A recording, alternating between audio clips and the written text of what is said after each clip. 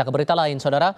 Universitas Indonesia memutuskan untuk menangguhkan kelulusan Menteri ESDM Bahlil Lahadalia sebagai doktor. Sebelumnya gelar Dr. Bahlil menjadi polemik, salah satunya karena tercatat lulus dari jenjang S3 dalam kurun waktu 1 tahun 8 bulan.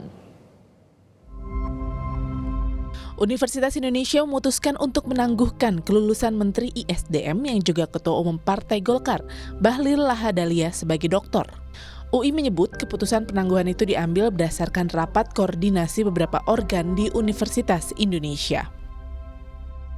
Dalam siaran persnya, UI menangguhkan kelulusan Bahlil Lahadalia mahasiswa program doktor atau S3 mengikuti Peraturan Rektor Nomor 26 Tahun 2022. Usai menangguhkan, UI akan menggelar sidang etik terhadap potensi pelanggaran pada proses bimbingan mahasiswa program doktor di SKSG. Terkait keputusan itu, Bahlil Lahadalia menyebut dirinya memang belum dinyatakan lulus dari program doktor di UI dan masih harus mengikuti proses yudisium pada Desember mendatang. Bahlil menambahkan masih ada proses perbaikan dari disertasi yang dibuatnya setelah ujian terbuka dilakukan.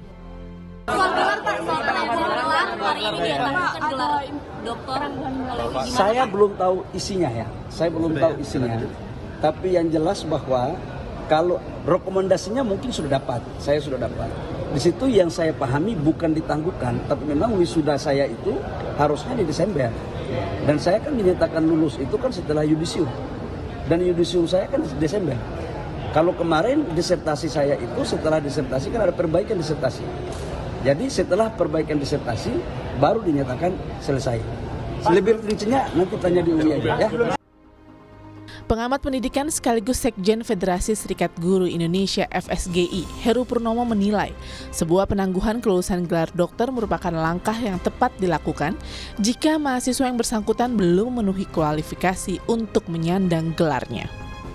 Kami FSGI mengapresiasi langkah UI karena apa? Langkah UI yang penuh dengan kehati-hatian, mereka langsung tanggap.